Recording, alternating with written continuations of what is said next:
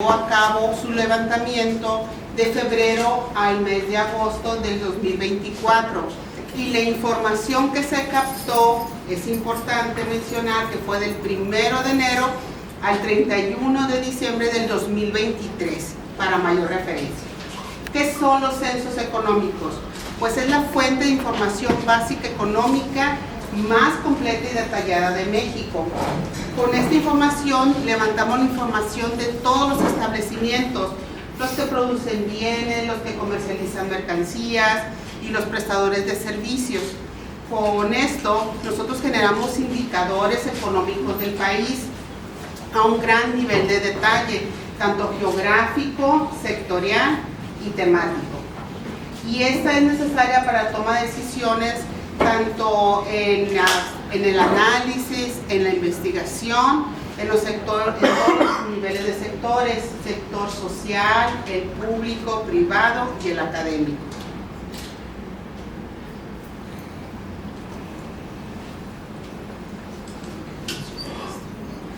¿Cuál fue la unidad de observación? Fue el establecimiento. Son todos aquellos lugares que están fijos en un espacio, ¿no?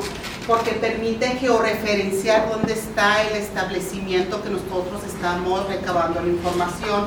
Es decir, todas las fábricas, minas, unidades pesqueras, establecimientos de servicios, los establecimientos también semifijos, la actividad económica en vivienda, las empresas constructoras. El ambulantaje no entra para este concepto de los censos económicos. El ambulantaje es cuando llego y me establezco en un lugar y cuando me voy me llevo todo mi mercancía o mi establecimiento a otro lugar. Eso no entra en esa parte. ¿Qué nos ofrece? ¿Qué nos ofrece la información con altos niveles de desagregación? Aquí vimos tanto por el nivel académico, con la actividad económica, el uso de las tecnologías que establecen o que usan los establecimientos, la problemática a la que se enfrentan estos establecimientos, el año de inicio de las operaciones, el tipo de mercado. También levantamos la información por unidad, por manzana, por localidad, por estado. Vimos también el tipo de comercio, si es ventas por internet, si fueron compras, si es comercio nacional o internacional. Todos estos conceptos se levantó o se recabó durante los censos económicos. ¿Cuáles fueron los resultados? Para Sinaloa encontramos nosotros 153.100 establecimientos con 842.000 personas ocupadas o personal ocupado. ¿Cómo está integrado? De esas 153.100 establecimientos que encontramos, los que iniciaron actividades durante el 2024 fueron 4.647 establecimientos. En área rural encontramos 16.837 establecimientos. Los servicios públicos y asociaciones religiosas se captaron 7.294 unidades económicas.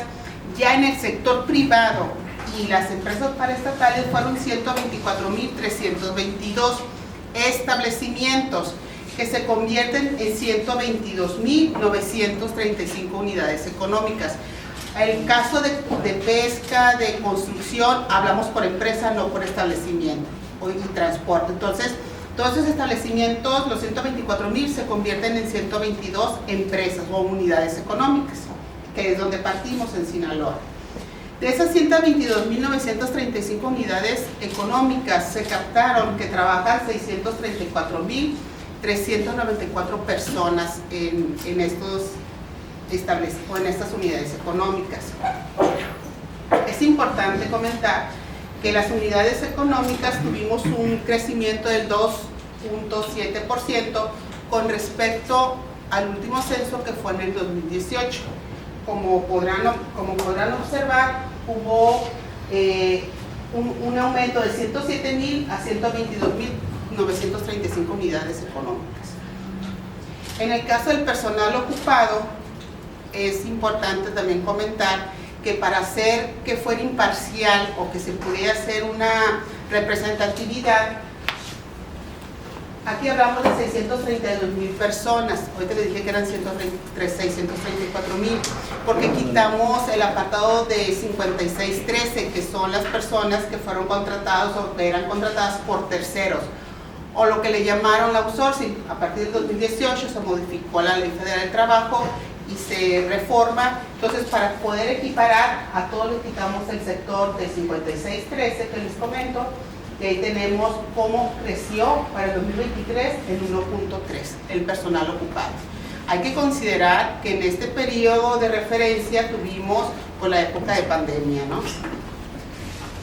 ¿Cuál fue el valor agregado? ¿Qué es lo que produjeron estas empresas?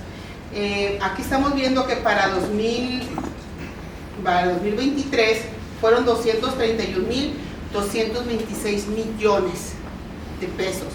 Esas 122,000 unidades económicas, esto fue lo que producieron en su valor agregado censal. Vuelvo a lo mismo, un crecimiento del 6.4. ¿Cómo están las personas? ¿Cuál fue el promedio? Estamos hablando que el promedio mensual anual de esas, estamos hablando que son 133,000. También es necesario mencionar que entran los 3 tamaños de empresas. Estamos hablando de micros, de pymes, pequeñas y medianas, y de grandes empresas. Ese es el sueldo anual promedio, ¿no?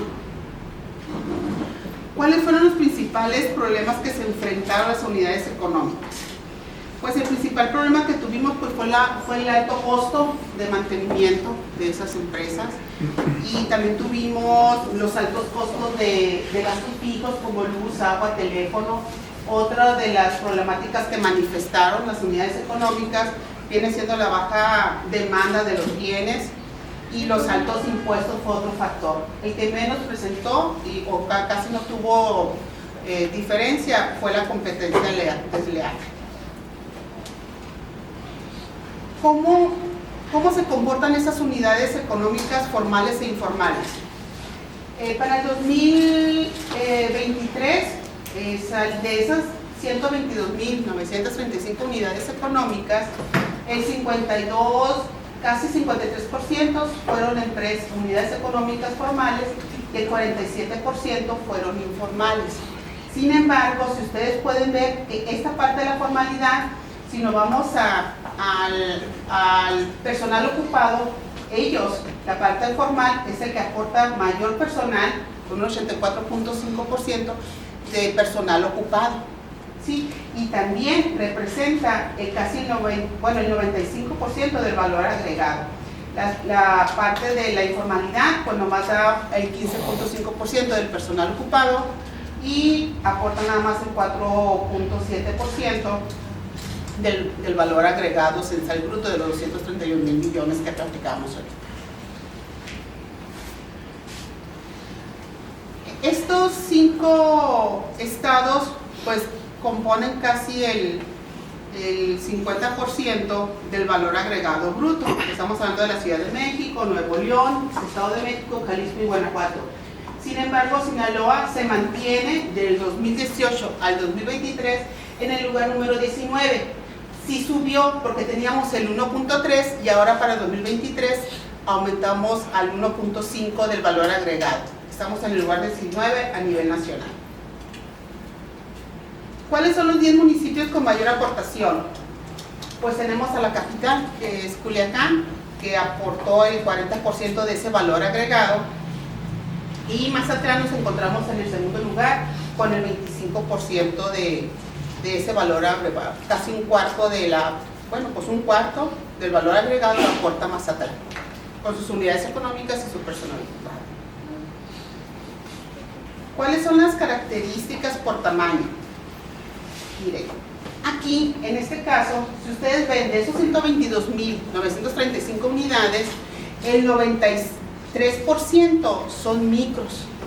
Pero si se fijan, todas esas empresas micros solo aportan el 30% del valor censal bruto de ingresos y aportan el 44% del personal ocupado. En el caso de las pymes, de todas esas unidades económicas de las pymes, el 6.5% aportan el 50% del valor agregado.